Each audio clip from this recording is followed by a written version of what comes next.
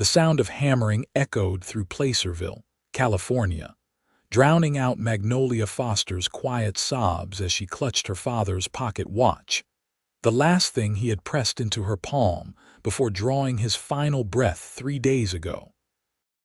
September 1875 had arrived with a bitterness that matched the mountain air, and at 22, Magnolia found herself standing at her father's freshly covered grave with nothing but debts and broken promises to her name.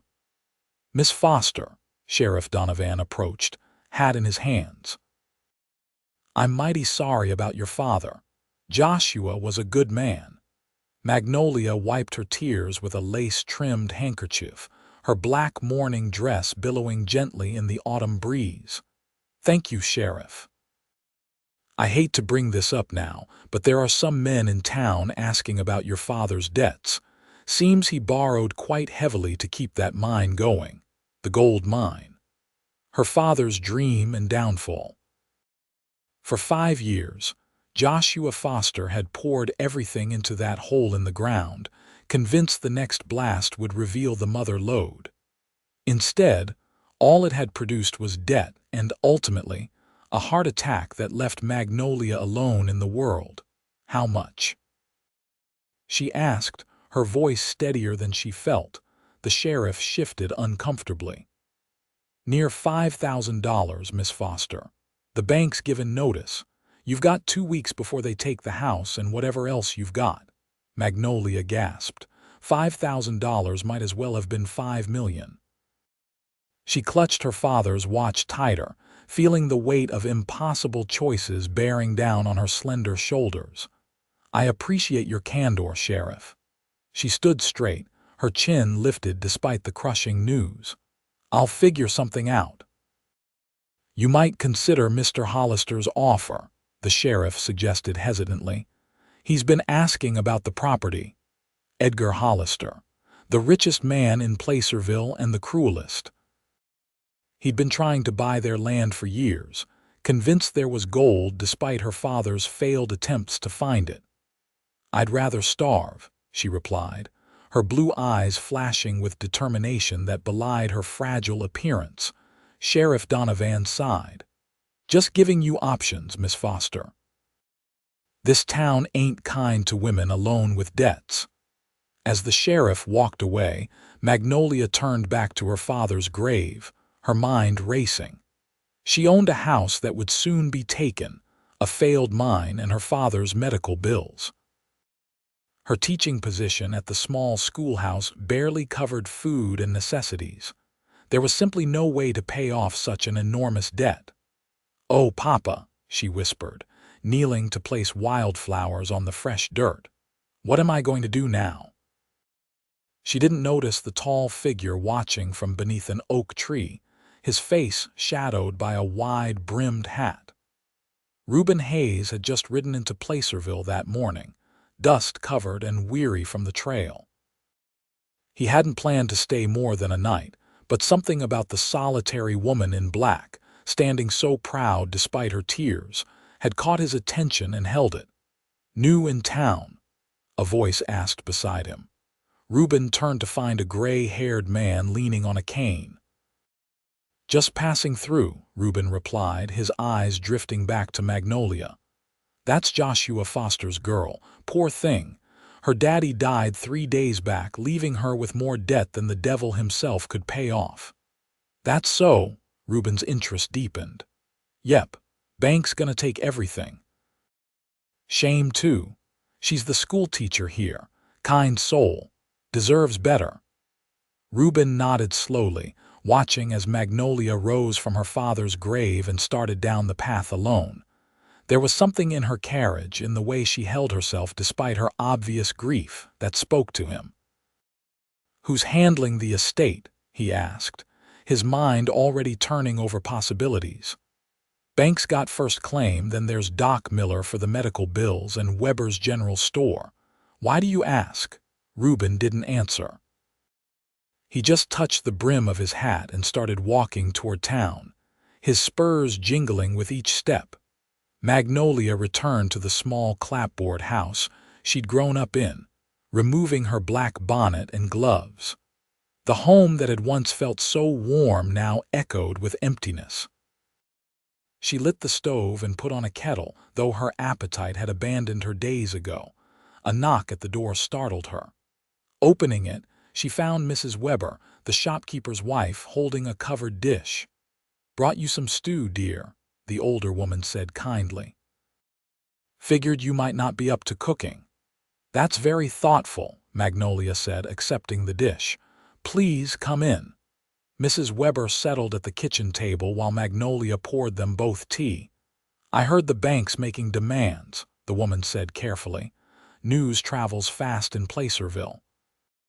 Small towns have big ears." Mrs. Weber patted Magnolia's hand. "Jacob and I have been talking. We can't forgive all your father owed us, but we can wait on payment." Magnolia's eyes stung with fresh tears. "That's very kind, but it won't matter much. The bank wants $5,000 in 2 weeks. Even if you and everyone else waited, I couldn't possibly." "You could sell to Hollister," Mrs. Weber suggested, though her tone suggested she didn't like the idea either. "Hollister only wants to gloat. He argued with Papa for years about that mine." Magnolia's voice hardened. "He thinks there's gold there and Papa was just too stubborn to find it." "Is there? Gold, I mean." Magnolia shrugged helplessly.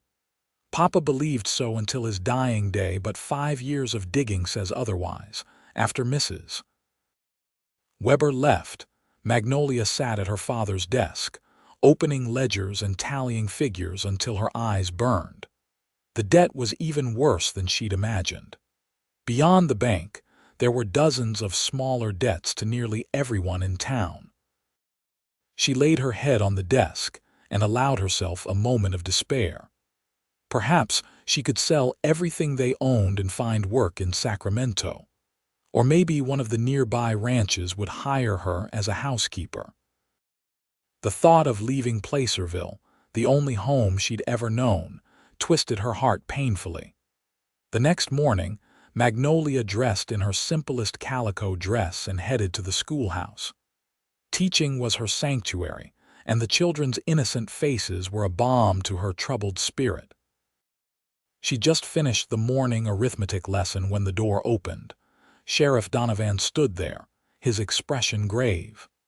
"Miss Foster, the bank's representatives are asking to inspect your property today. I told them it was indecent, you just having buried your father, but they're insisting." Magnolia felt her face flush with anger and embarrassment. Today, they couldn't wait a week out of common decency. "I'm sorry, Magnolia, they're waiting outside."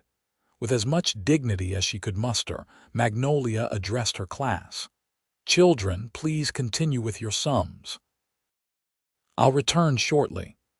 Outside, 2 men in expensive suits stood beside a carriage. Behind them, watching from across the street, was Edgar Hollister, a self-satisfied smile on his face. "Miss Foster," the older of the 2 men greeted her without warmth. "We're here to conduct an assessment of your property.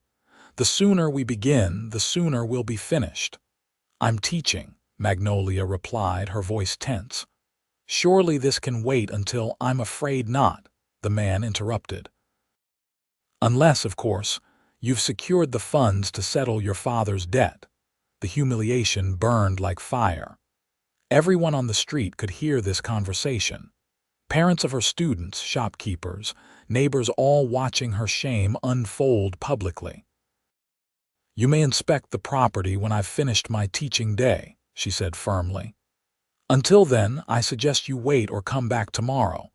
The banker's face flushed with anger. "Now see here, young lady," the lady said after school, a deep voice interrupted. All heads turned to see a tall man approaching, his steps unhurried but purposeful. Ruben Hayes cut an imposing figure, with broad shoulders beneath a trail-worn jacket and a gun belt that had clearly seen use. His face was tanned and weathered from years under the sun, but his green eyes were sharp and clear. "This is none of your concern, stranger," the banker said, though he took a step back. "Seems to me a man ought to respect a lady's wishes, especially one who's just lost her father. Ruben's voice was calm but carried an unmistakable edge. Miss Foster has students waiting. You have the whole day ahead of you. The banker looked as if he might argue, then thought better of it. Fine. We'll return at 4 o'clock. As they walked away, Hollister lingered, tipping his hat mockingly at Magnolia before following the bankers. Thank you, Magnolia said to the stranger, studying him curiously. Though I don't believe we've met. Ruben Hayes, madam, just rode into town yesterday. He touched the brim of his hat respectfully. Sorry about your father. How did you know about my father? A small smile touched his lips. Like I said, rode in yesterday. Hard not to learn the local news when you're new in town. Folks are eager to talk. Magnolia nodded, understanding all too well how Placerville thrived on gossip. Well, thank you for your intervention, Mr. Hayes. I should return to my students. Of course. He hesitated, then added, those men, they mentioned a debt. Magnolia stiffened. The last thing she wanted was this handsome stranger pitying her. It's a private matter. No disrespect intended, Miss Foster. I've just got some experience with banks and their ways. He tipped his hat again. Good day to you. Magnolia watched him walk away, noticing for the first time the slight limp in his left leg. There was something about him, something in the way he carried himself that suggested he understood more than he let on. The rest of the school day passed in a blur. When the children had gone, Magnolia reluctantly headed home to face the bankers. To her surprise, Ruben Hayes was waiting outside the schoolhouse. Mr. Hayes, she acknowledged with a nod. Miss Foster, I thought you might appreciate some company for your meeting with those bankers. She raised an eyebrow. That's very kind but unnecessary. I can handle my affairs. No doubt, he agreed easily. But sometimes having another party present keeps folks honest. Besides, I've been considering some business in these parts. Might be educational to observe how the local bank conducts itself. Magnolia studied him suspiciously. Men didn't offer help without expecting something in return in her experience, yet there was something trustworthy in his steady gaze. Very well, she conceded. Though I warn you, it won't be pleasant.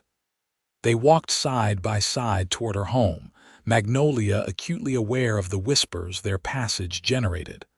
A single woman walking with an unknown man was fodder for gossip in Placerville. You're not from California originally, she observed, noting his slight accent. Texas born and raised, he confirmed. Been moving west for some years now. And what brings you to our little corner of the gold country, he shrugged. A man gets restless. Thought I might try my luck in these hills. The gold rush ended years ago, Mr. Hayes, so I've heard. But opportunity comes in many forms besides gold. When they arrived at her house, the bankers were already waiting, along with Edgar Hollister, who frowned deeply at the sight of Ruben. Miss Foster, the banker greeted her coldly. I see you've brought company.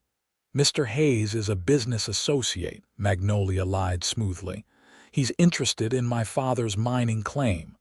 Hollister's eyebrows shot up. Is that so? Wasting your time, Mr. Foster's mine is played out. Ruben just smiled enigmatically. I'll make my own assessments, thank you. The inspection was every bit as humiliating as Magnolia had feared. The bankers went through her home, making notes on every item of value, discussing her possessions as if she weren't present. Ruben remained close by, his presence oddly comforting as he occasionally asked pointed questions that made the bankers stammer. When they reached her father's study, the younger banker picked up a silver-framed photograph of Magnolia's mother. This should fetch a decent price, he remarked callously. Before Magnolia could respond, Ruben's hand shot out, taking the frame from the banker's grasp. Family heirlooms aren't generally considered collateral in most states, he said, his voice deceptively casual as he handed the photograph to Magnolia. "Might want to check your legal footing there." The banker flushed, but said nothing. After the bankers finished their assessment, they delivered their verdict in the parlor. The total value of the property and possessions comes to approximately $2,300, Miss Foster. That leaves you $2,700 short plus interest. Interest? Magnolia echoed, aghast. "My father just died." "Business is business," the banker replied coldly. "You have 2 weeks to produce the funds or everything will be sold at auction." Hollister, who had remained silent during the assessment, now stepped forward. "I'm prepared to offer you $3,000 for the entire property, Miss Foster. It would clear your debts with the bank and leave you a small sum to start over elsewhere."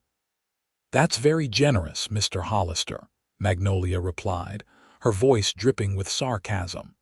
"Considering my father spent 5 years telling you the mine was worth 10 times that amount."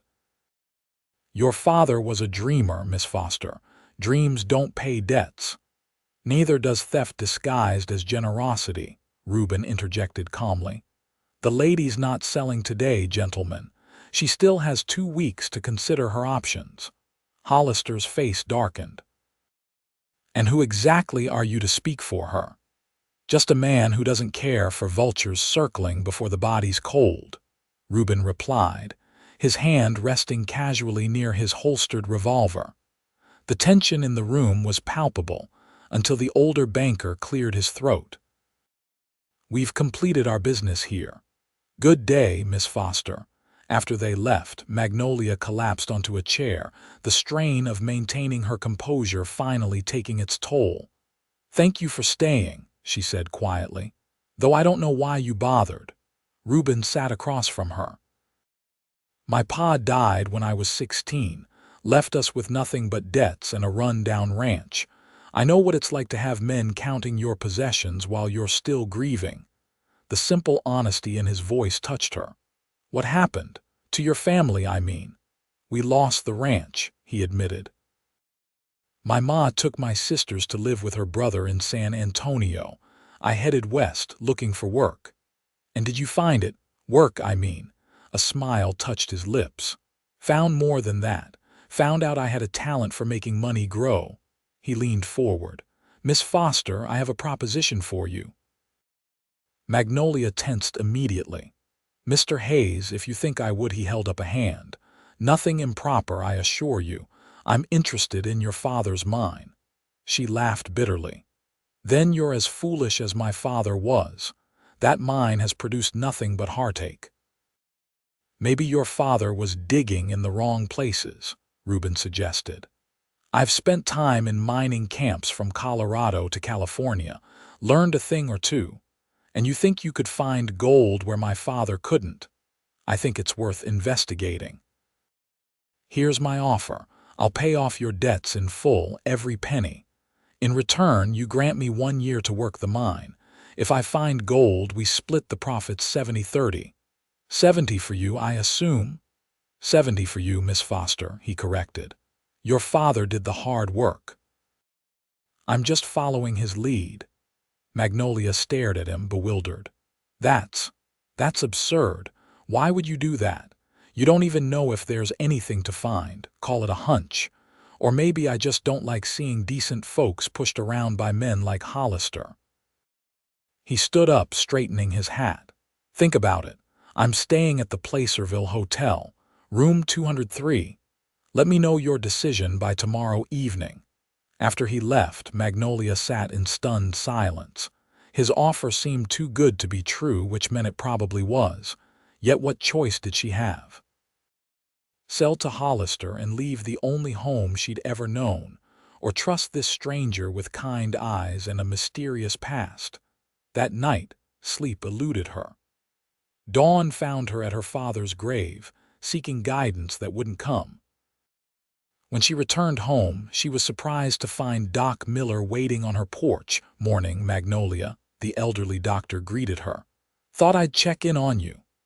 "I'm fine, Doc," she assured him, though they both knew it was a lie. Heard about the bank's visit yesterday. He shook his head disapprovingly. Also heard about that cowboy who stood up for you. Ruben Hayes, is it? You've met him. He came by my office this morning, paid your father's medical bills in full.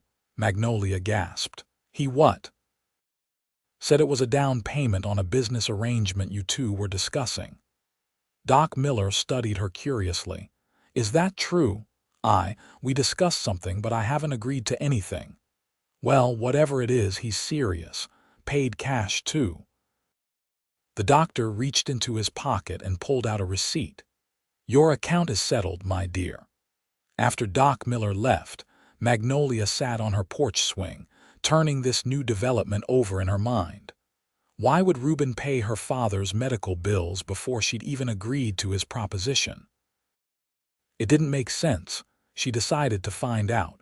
Donning her bonnet, she marched purposefully toward town. She had just reached the main street when she spotted Ruben emerging from Weber's general store. He tipped his hat when he saw her. Miss Foster, pleasant morning for a walk. You paid my father's medical bills, she said without preamble. I did, he acknowledged calmly. Why, I haven't agreed to your proposition. Consider it a gesture of good faith. He fell into step beside her as she continued toward town. Besides, those vultures at the bank were calculating interest. Better to reduce the principal now. So you've paid the bank too? Not yet. Figured we should discuss terms first. Magnolia stopped walking and faced him directly. Mr. Hayes, why are you really doing this? And don't tell me it's because you believe in my father's mine. Nobody believes in that mine, including me. Ruben's expression grew serious. Your father wrote to a friend of mine about 6 months ago, Jackson Miller, mining engineer out of Sacramento. Your father described a particular type of quartz formation he'd encountered. Jackson was intrigued, thought it might indicate a significant deposit, but he couldn't get away to investigate. And you're what? This Jackson Miller's representative? No, madam. Jackson died last winter. Influenza. I found your father's letters among his effects when I was helping his widow settle matters. Ruben's gaze was steady. I've been following promising leads ever since. Your father's mine is the most interesting one I've come across. Magnolia studied him, trying to detect any hint of deception. If what you say is true, why offer me 70%? That's not good business. A small smile touched his lips. Maybe I'm not very good at business. I don't believe that for a second, Mr. Hayes. Then believe this. I've been alone on the trail too long. The idea of settling somewhere, building something worthwhile, it has its appeal. His green eyes held hers. Your father had vision, Miss Foster. I respect that. I'd like the chance to prove he was right. Something in his earnest expression made Magnolia want to believe him. All right, Mr. Hayes, you have a deal, but I want everything in writing, witnessed by Sheriff Donovan. Wouldn't have it any other way. He offered his hand, and after a moment's hesitation, she shook it. One more condition, she added. I want to be involved. No decisions about the mine without consulting me first. Ruben nodded. Partners, then. They drew up the papers that afternoon, with Sheriff Donovan witnessing their signatures. By sundown, Ruben had paid the bank in full, leaving the bankers stunned and Edgar Hollister fuming. News spread through Placerville like wildfire. The schoolteacher had found a mysterious benefactor, and Joshua Foster's foolish dream might not have been so foolish after all. The next morning, Magnolia found Ruben at the mine entrance, examining her father's maps and notes spread across a makeshift table. You're an early riser, she observed, handing him a thermos of coffee she'd brought. Old habits. He accepted the coffee gratefully. These notes of your father's are fascinating. He was methodical. Too methodical, some would say. He refused to give up, even when everyone told him he was chasing shadows. Ruben traced a line on one of the maps. See this vein he was following. It's promising. but I think he was approaching it from the wrong angle. He pointed to another section of the map. If we start here instead, following this fault line, we might hit the main deposit faster. Magnolia studied the map, impressed despite herself by his knowledge. You really do know mining. Spent 3 years in Colorado silver mines before heading to California, learned from some of the best. He rolled up the maps carefully. I've ordered some equipment from Sacramento, should be here in a week. In the meantime, we can clear out the main shaft and reinforce some of the supports. Magnolia raised an eyebrow. I'm a school teacher, Mr. Hayes, not a miner. You said you wanted to be involved. His eyes twinkled. Besides, you know this mine better than anyone except your father.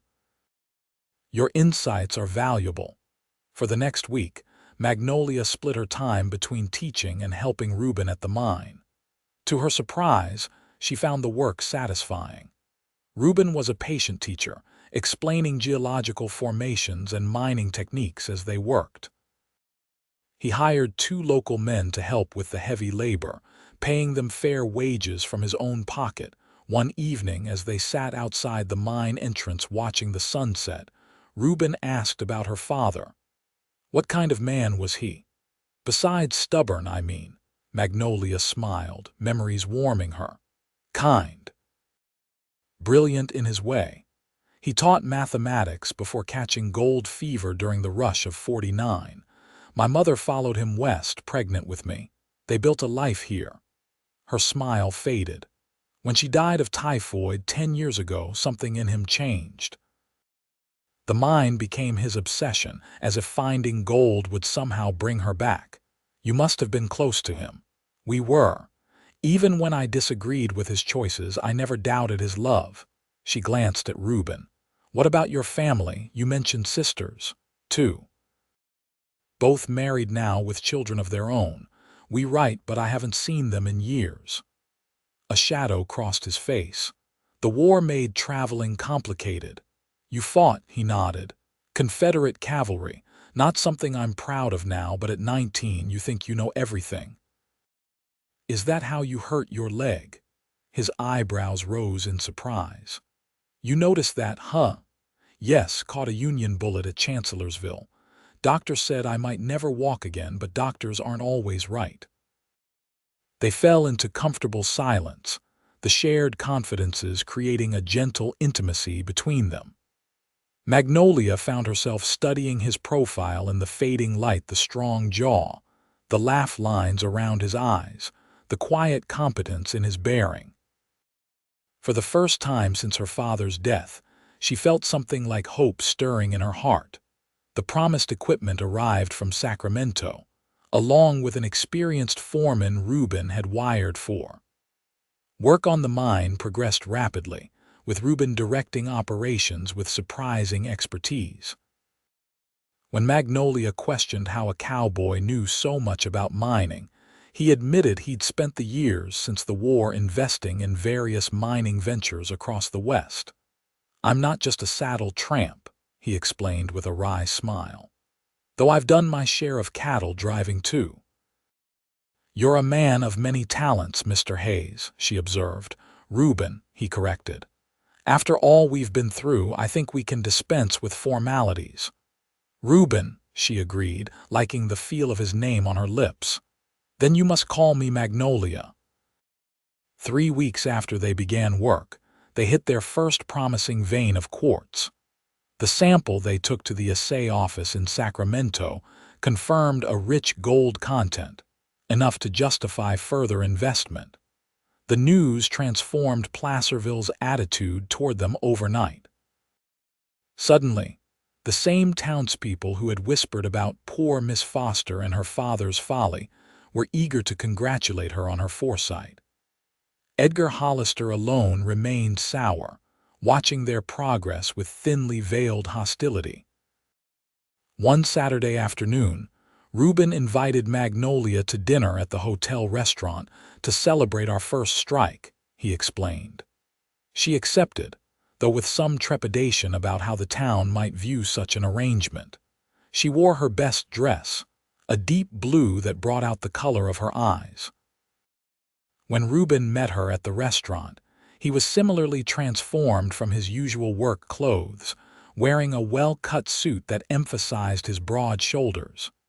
"You look beautiful," he said simply, causing her to blush. Dinner was pleasant, their conversation flowing easily between mining business and personal stories. Magnolia found herself laughing more than she had in months, drawn to Ruben's dry wit and thoughtful observations. As they lingered over dessert, he grew serious. "I want to expand operations," he said. "The vein we've found is promising, but I believe there's a much larger deposit nearby. I'd like to bring in more men and equipment." "That sounds expensive," Magnolia noted cautiously. "It is. About $10,000 worth of investment." She nearly choked on her coffee. "10,000. Ruben, that's a fortune." "It is," he agreed calmly. "But I believe it's worth the risk. The samples we've tested suggest a deposit rich enough to justify it. And where would this money come from?" "I have savings," he said, then smiled at her skeptical expression. "I told you, I've done well with investments over the years. I can afford this." Magnolia studied him, still finding it hard to reconcile this sophisticated businessman with the dusty cowboy who'd ridden into town a month ago. "You're not what you first appeared to be, are you?" she asked softly. His eyes met hers steadily. "None of us are, Magnolia. We all have layers beneath what others see." He reached across the table, his fingers lightly touching hers. "But I've been honest with you about what matters." The gentle touch of his hand sent an unexpected warmth through her. She pulled away, suddenly conscious of the public setting and the curious glances they were receiving. "People are watching," she murmured. "Let them," he replied, though he respectfully withdrew his hand. "I have nothing to hide." "Do you?" The question hung between them, loaded with meaning beyond the simple words. Magnolia realized with a jolt that her feelings for Ruben had grown beyond business partnership or even friendship. The realization both thrilled and frightened her. "It's getting late," she said, avoiding his question. "I should be going." He walked her home through the autumn evening, their conversation returning to safer topics. At her door, he hesitated. "About the expansion," he said. "I won't proceed without your approval. This is your mine, too." His consideration touched her deeply. "I trust your judgment, Ruben. If you think it's worth the investment, I agree." He smiled, the warmth reaching his eyes. "Thank you. That means a great deal." He took her hand and raised it to his lips in a gesture both old-fashioned and oddly affecting. "Good night, Magnolia." She watched him walk away, her hand still tingling from the touch of his lips. Something was changing between them, something she wasn't sure she was ready for. Yet the thought of Ruben in her life, not just as a business partner but as something more, filled her with a quiet joy she hadn't expected to feel again. The next few weeks passed in a blur of activity. True to his word, Ruben expanded their operation, hiring more men and bringing in better equipment. The mine that had been her father's folly was now a legitimate enterprise, with a growing reputation in mining circles. Magnolia continued teaching, but increasingly found herself drawn to the mine in her free hours. She had a natural aptitude for the business side of operations, keeping meticulous records and managing supplies. Ruben respected her input, often seeking her opinion on decisions both large and small. Their partnership flourished, as did their personal connection. Though neither spoke openly of their growing feelings, the townspeople noticed. Magnolia began receiving knowing smiles from the women and respectful nods from the men. Even Mrs. Weber commented on how well that Hayes fellow seemed to be fitting into Placerville. "He's quite handsome, too," the shopkeeper's wife added with a meaningful glance. "And clearly smitten with you, dear." Magnolia blushed but didn't deny it. The truth was, She found herself thinking of Ruben at odd moments, his smile when they discovered a rich new vein, the quiet competence of his hands as he examined ore samples, the way his eyes crinkled at the corners when he laughed. One crisp November morning, Magnolia arrived at the mine to find unusual activity. Men were rushing about with excited expressions, and Ruben was nowhere to be seen. "What's happening?" she asked the foreman. "Big strike," the man replied, grinning broadly. "Mr. Hayes is down in the new shaft." "You'll want to see this, Miss Foster." Donning a miner's helmet with its flickering lamp, Magnolia descended into the earth. The main shaft had been substantially reinforced under Ruben's direction, with sturdy timber supports and proper ventilation. She followed the tunnel until she reached a newly excavated chamber where several miners were gathered, their faces illuminated by lanterns. In the center stood Ruben, his face streaked with dirt but his eyes shining with triumph. When he saw her, his smile widened. "Magnolia, perfect timing." He gestured to the rock wall before him. "Look." She stepped closer, her breath catching at the sight.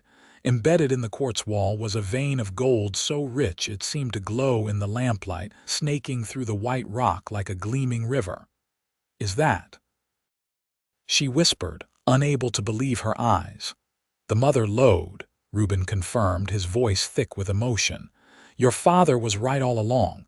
He just didn't dig deep enough in the right direction." Tears filled Magnolia's eyes. All those years her father had searched, all the ridicule he'd endured, all the debt he'd accumulated, he had been right. The gold was here, waiting beneath their feet the entire time. "He knew," she said softly. "Somehow he knew." "Yes, he did." Ruben took her hand, squeezing it gently. "This is his legacy, Magnolia. He made this possible." Overcome, she turned and hugged Ruben impulsively, burying her face against his chest. His arms came around her, strong and secure, as the miners discreetly looked away, giving them a moment of privacy in their shared triumph. "Thank you," she whispered against his shirt. "Thank you for believing when no one else did." "I believed in him," Ruben said softly, his breath warm against her hair. "But I believe in you even more." The strike transformed everything. Initial estimates suggested the vein might yield over $100,000 in gold, a fortune that would have seemed impossible just months ago. News spread quickly, and suddenly, Placerville was buzzing with renewed energy, reminiscent of its gold rush heyday. Edgar Hollister was the first to try capitalizing on their success, appearing at Magnolia's door the very evening news broke. "Miss Foster," he greeted her with a smile that didn't reach his eyes. "Congratulations on your good fortune." "Thank you, Mr. Hollister," she replied coolly, not inviting him inside. "I've come to make you an offer. $50,000 for your share of the mine. Cash, immediate payment." Magnolia laughed, the sound genuine in its surprise. "That's very generous, but I must decline." Hollister's smile faded. "Don't be hasty. Mining is a risky business. One flood, one cave-in, and all that gold becomes worthless. Take the sure money now. My father believed in that mine his entire life. I won't sell it the moment he's proven right." "That cowboy has filled your head with foolish notions," Hollister said, his tone hardening. "He's using you to get the mine for himself. Mr. Hayes has invested his own money and expertise to make the mine successful," Magnolia replied firmly. "If anyone has proven their good faith, it's him." "You're being naive. Men like Hayes don't partner with school teachers out of the goodness of their hearts. He wants something from you, and once he gets it, he'll be gone." The insinuation brought heat to Magnolia's cheeks. "Good evening, Mr. Hollister. I believe we're done here." As she closed the door on his angry face, she couldn't help wondering if there might be a grain of truth in his warning. Ruben had appeared in Placerville at precisely the right moment, with exactly the right skills and resources to save her. Was that merely fortunate coincidence, or something more calculated? The doubt lingered, souring what should have been a joyful time. When Ruben came to call the next evening, excited to discuss plans for expanding their operation further, Magnolia found herself watching him with new wariness. "Is something wrong?" he asked, noticing her distraction. "You seem troubled." "Hollister came to see me yesterday," she admitted. "He offered to buy my share of the mine. I hope you refused." "I did, but he said something that's been bothering me." She took a deep breath. "Ruben, why did you really come to Placerville? Was it truly because of my father's letters, or was there more to it?" His expression grew serious.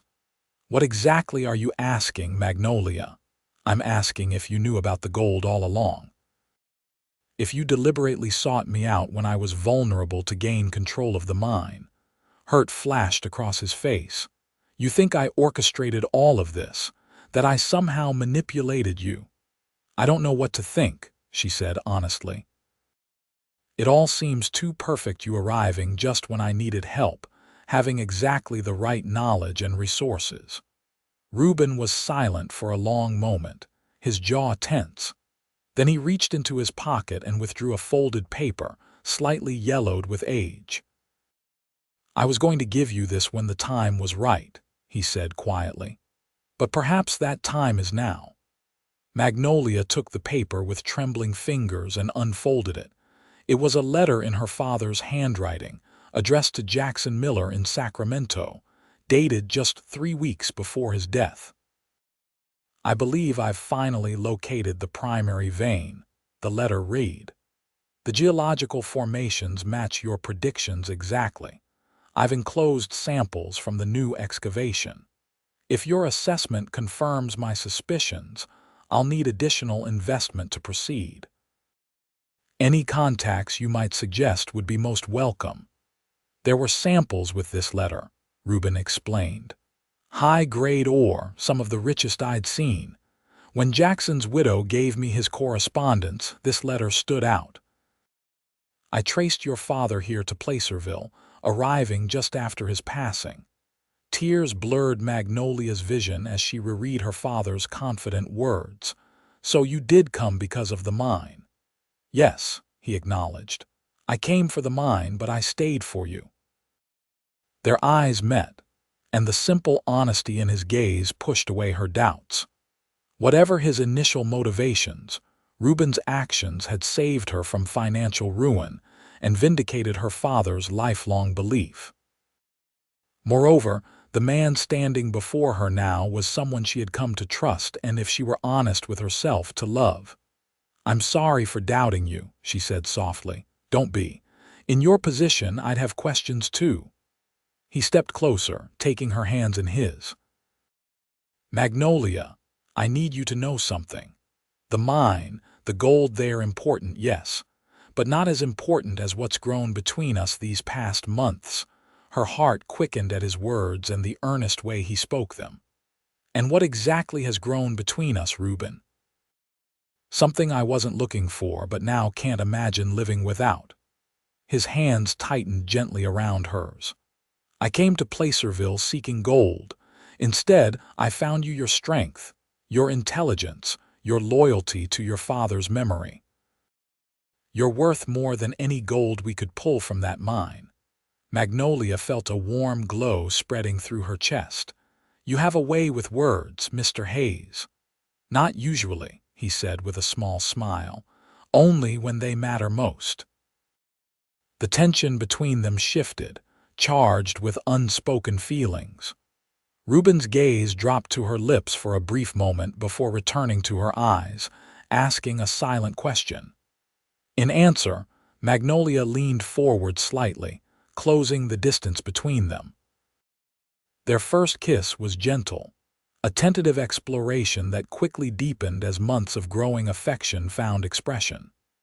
His arms encircled her waist, drawing her closer, while her hands rested against his chest, feeling the strong, steady beat of his heart. When they finally parted, both slightly breathless, Ruben rested his forehead against hers. "I've been wanting to do that for quite some time," he admitted. "What took you so long?" she asked, a teasing light in her eyes. Caution, respect, fear you might slap me. She laughed softly. "I might have at first, but not anymore."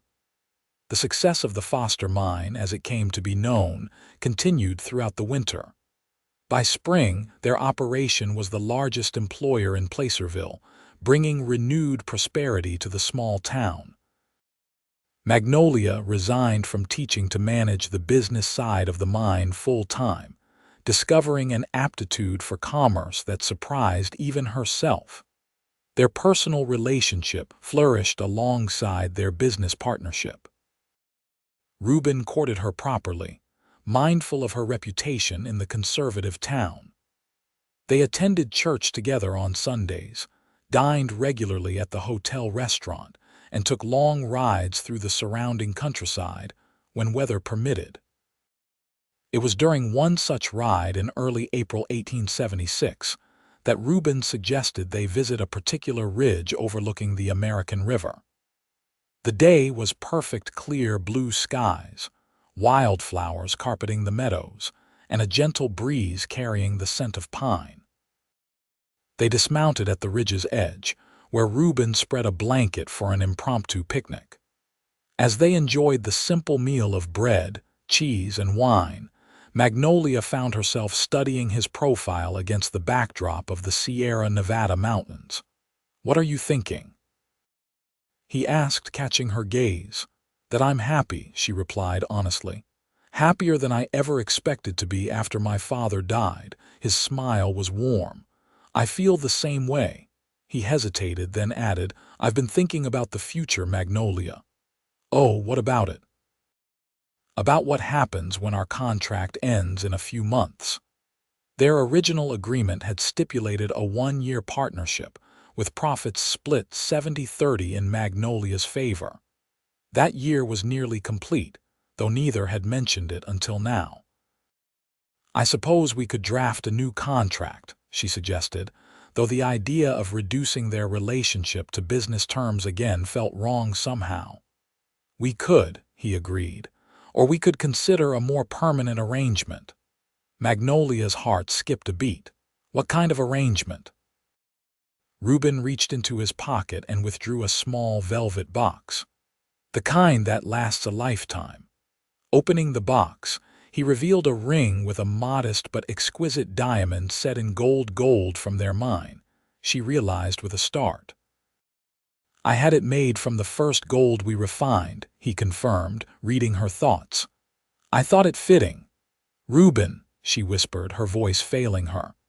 "Magnolia Foster, I came to Placerville looking for gold, but I found a treasure far more precious. You've become the center of my world, the home I've been searching for since the war ended." His green eyes held hers with unwavering sincerity. "I love you. Will you marry me?" Tears of joy blurred her vision. "Yes," she said, her voice strong and sure. "Yes, I will marry you."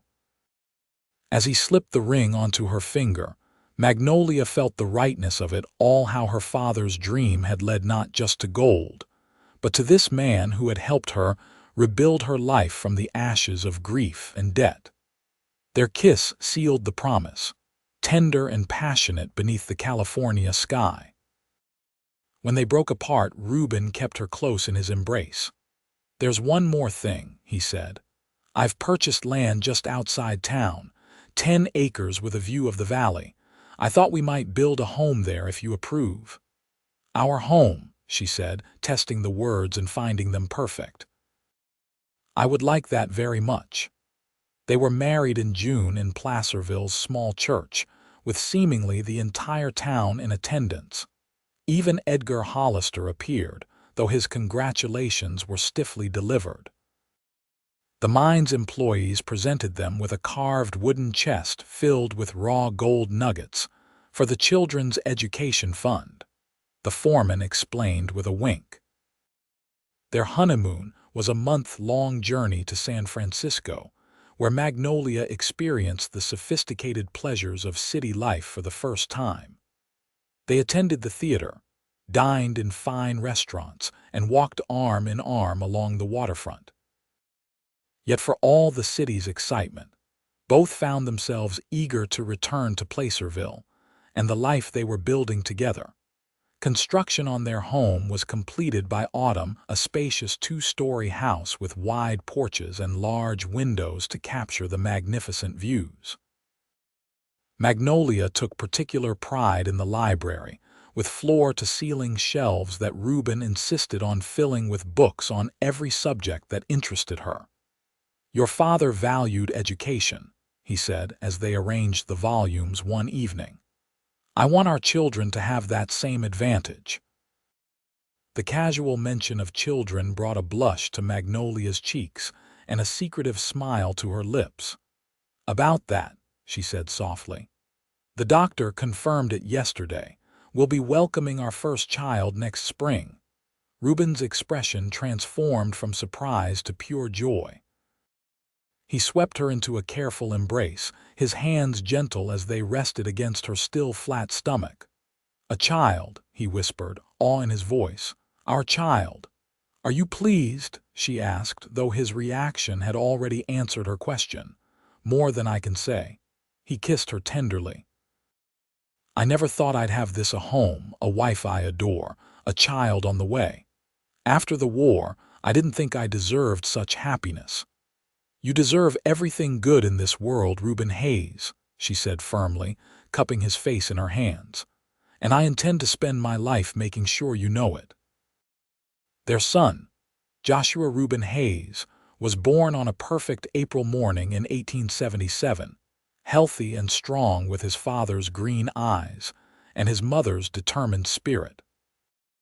Ruben proved himself an attentive father, often bringing the infant to the mine office where Magnolia continued to manage the business aspects of their enterprise. The Foster mine's prosperity continued unabated, the rich vein seemingly inexhaustible. As their wealth grew, so did their commitment to Placerville. They established a scholarship fund for promising students, built a new wing for the town's small hospital, and invested in other local businesses to diversify the economy beyond mining. 2 years after Joshua's birth, their daughter Margaret arrived, followed 18 months later by another son, William. Their home rang with children's laughter, the family Magnolia had always dreamed of, but once feared she would never have. On the 5th anniversary of her father's death, Magnolia visited his grave alone, placing wildflowers beside the headstone as she had that first day when Ruben watched from beneath the oak tree. "You were right, Papa," she said softly, tracing the carved letters of his name. "About the mine, about everything. I wish you could have seen it: the gold, the children, the life we've built." Tears slipped down her cheeks, but they were gentle tears, the sharp edge of grief long since softened by time and happiness. "I hope you know how much you're loved, how much you're remembered." As she turned to leave, she saw Ruben waiting at the cemetery gate, Joshua perched on his shoulders while he held Margaret's hand. Little William was strapped to his chest in a carrier, sleeping peacefully against his father's steady heartbeat. "I thought you might want company for the walk home," Ruben said as she approached. Magnolia smiled, her heart full as she took Margaret's other hand. "I have the best company in the world." As they walked home together through the streets of Placerville, the town her father had chosen, the town that had nearly broken her, the town that was now irrevocably home, Magnolia reflected on the strange twists of fate that had brought her to this moment.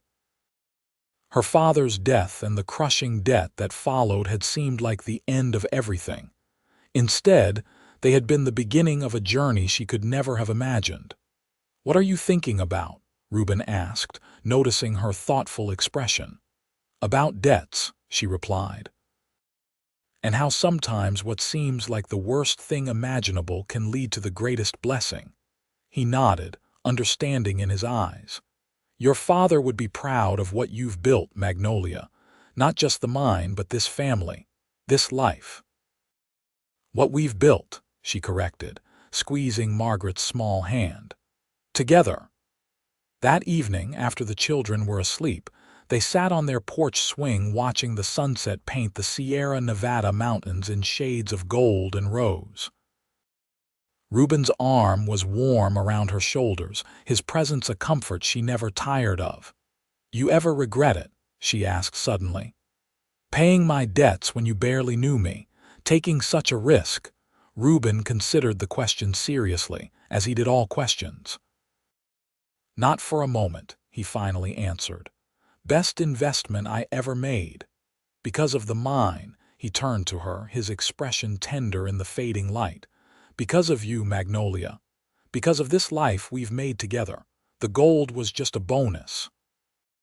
She leaned into his embrace, content in the knowledge that what had begun as a business arrangement born of desperation had transformed into something infinitely more precious, a love that, like the gold hidden beneath their feet, had simply been waiting for the right moment to reveal its true value.